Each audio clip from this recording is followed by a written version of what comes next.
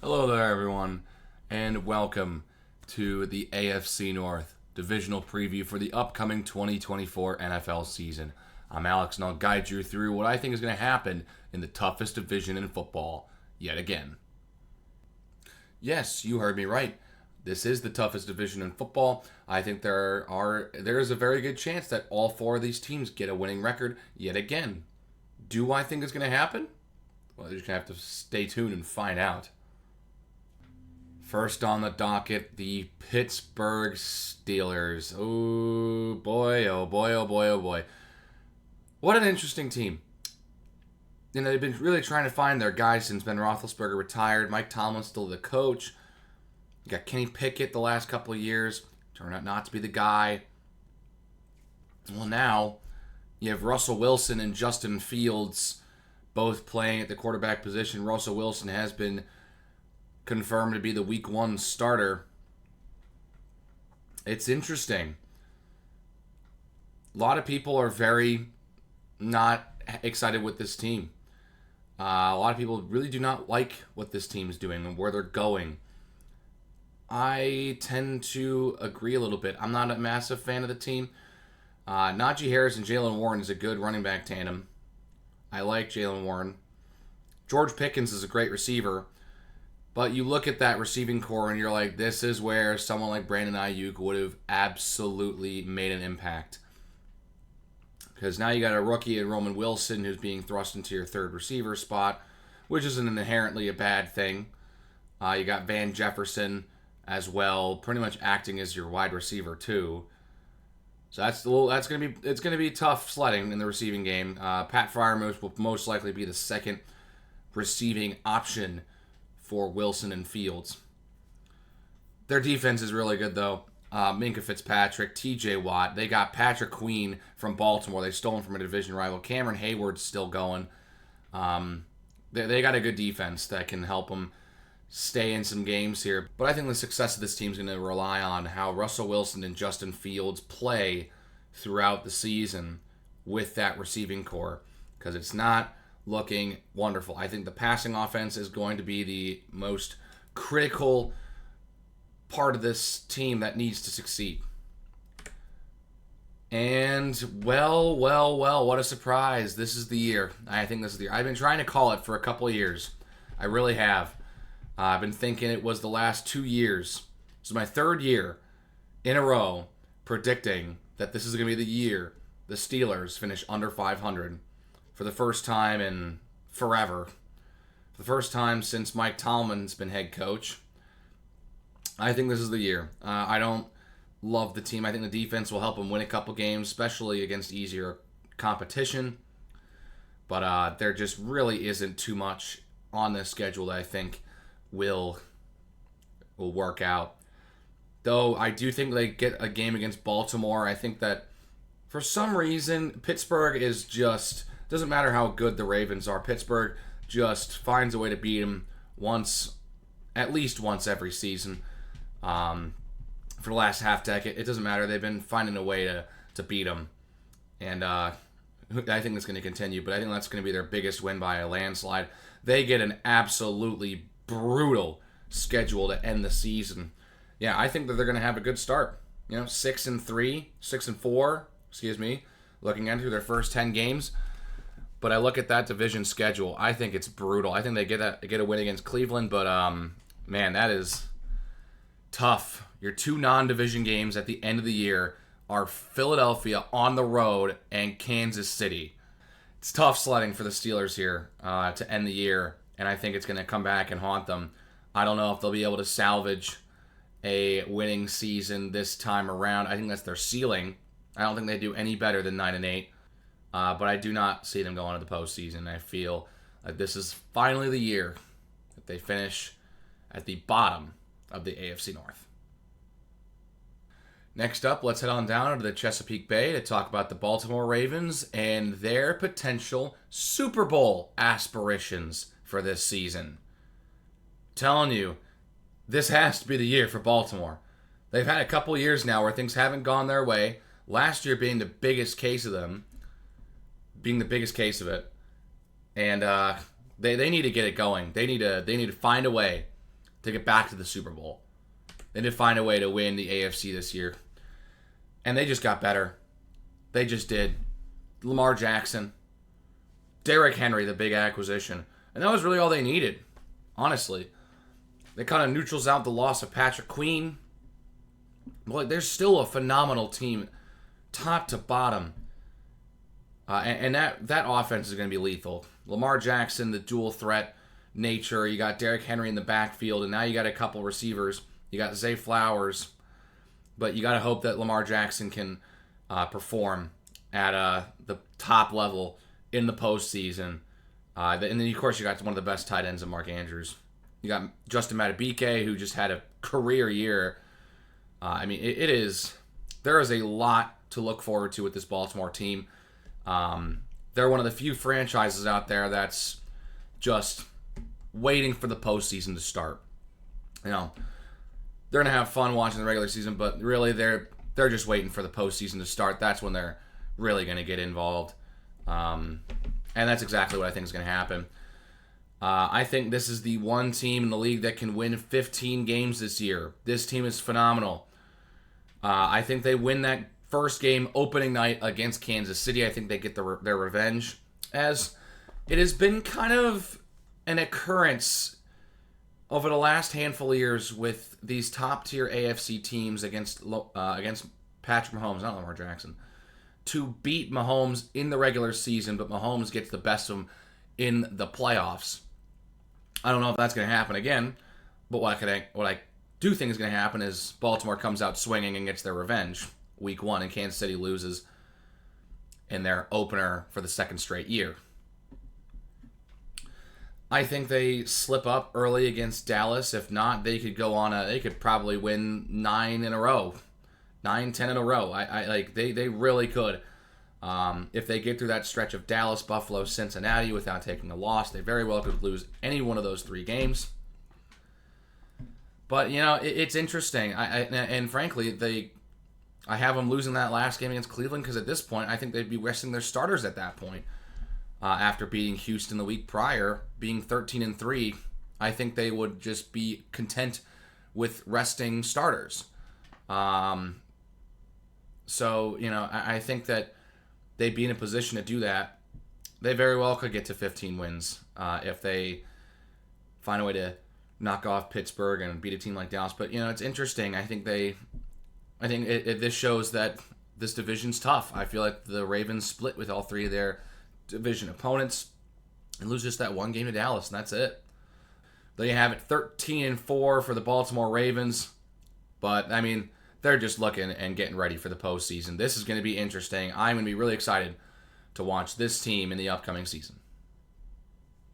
Next up, we're bordering the Ohio River. We're going to Cincinnati to go check out the Cincinnati Bengals and see what they've got cooking for the upcoming NFL season. I think that they are the beneficiaries of a little bit of an injury problem last year. Joe Burrow getting hurt about halfway through, but their backup still played well, and they finished with a 9-8 record. Finishing 4th in the division with a winning record. I mean, that is just impressive. And it looks like, to me, it's going to benefit the team. I'll get to that in just a second. But looking at the roster, I like this team. I think this is the year to rebound if Joe Burrow can stay healthy throughout the entire season. You got Zach Moss replacing Joe Mixon. That's a tough loss for the Bengals. Losing Tyler Boyd isn't great either. But I still like the core pieces of this team. I still think they're going to be a good franchise and a good team to be paying attention to this season. Their defense is largely unchanged. Their front 7 is still great. I really like this team to do well. I know that there are certain people who think that the Bengals will not do well solely for the fact that they think Joe Burrow will get hurt. That's not, a terrible prediction, but, I am making these predictions based on if everyone plays throughout the entire season and there are no injuries, because I think it's kind of fun that way. Because you start thinking about it, you're jumping through too many hoops and you're thinking way too hard on it.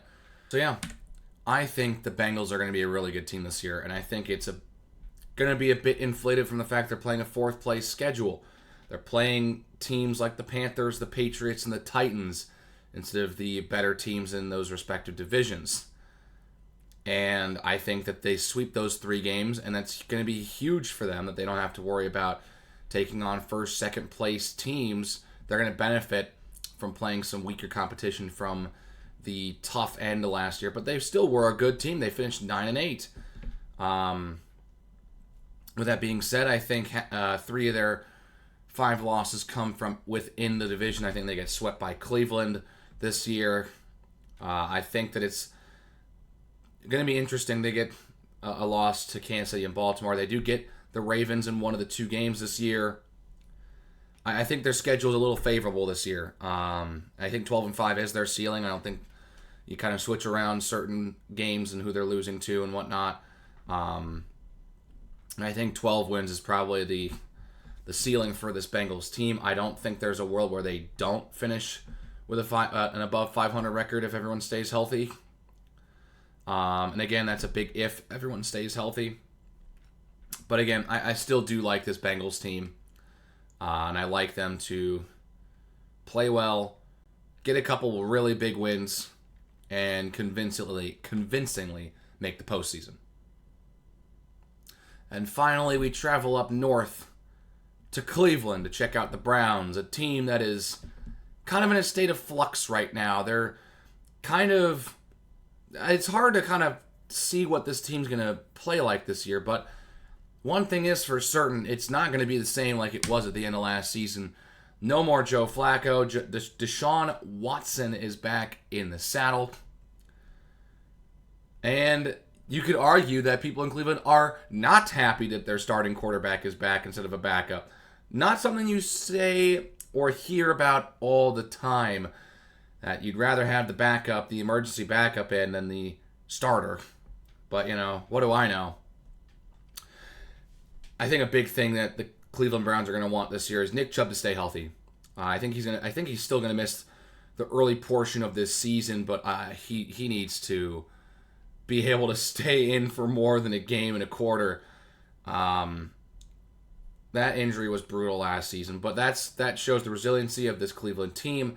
They overcame those things and made the postseason. So they did a good job. What they had this year? Amari Cooper still there. They picked up Jerry Jeudy, which could be a good second option. But that defense, that front seven is looking good. Myles Garrett's still back. A one-man wrecking crew right there himself. You got J.O.K. back for another year, who had a great season last year. And I like Denzel Ward, Greg Newsome in that secondary. I think that defense is pretty good. But there's one weakness to this Cleveland team, in my opinion, and that's the division that they play in and the schedule that they're getting. I think they also suffer from a bit of an inconsistency problem this year. Losing to Washington or New Orleans. I think those are going to be tough losses to take. But I think they're going to be one of the more inconsistent teams this season.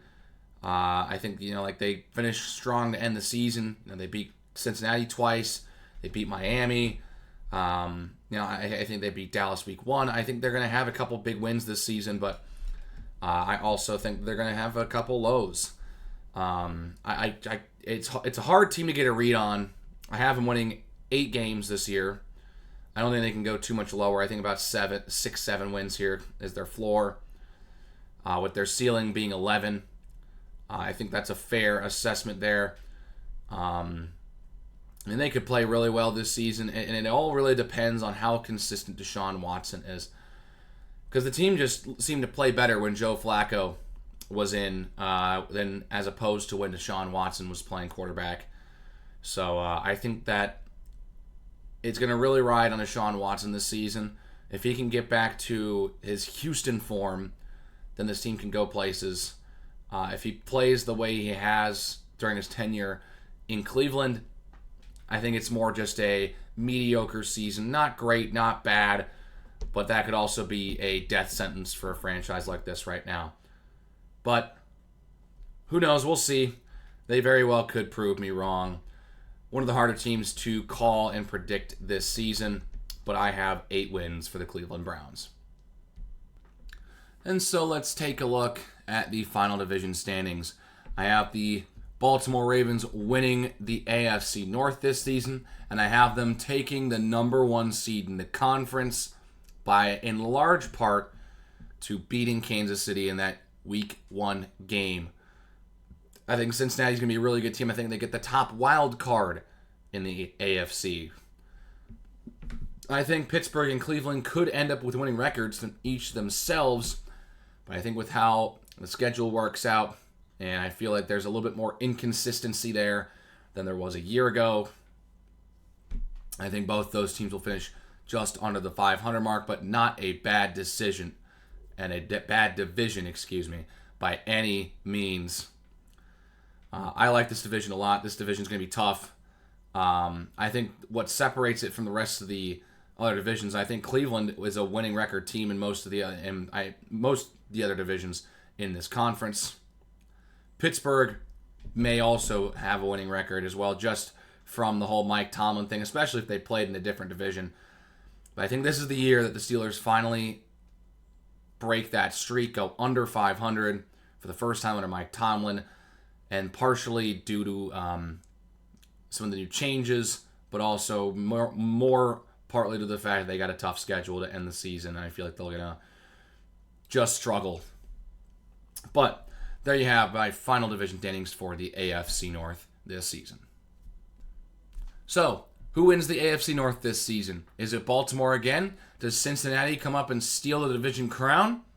Or do we see something more surprising? Are there more than 2 playoff caliber teams in this division? Does the entire division start and finish over 500 again? Let me know in the comments below what you think and what your predictions for this division are. Please drop a like on this video if you liked it, and subscribe if you really liked it to check out more of my NFL content. You can see a playlist of all my previous division previews to get yourself ready for the upcoming NFL season that starts this week. I cannot tell you, I am so excited to see what happens in the NFL this year. I don't know if I've ever been more excited for an NFL season in my lifetime. I don't know why. This season just really capturing me. I guess we'll just have to wait and see. Thanks, guys, for watching, and I will see you guys later.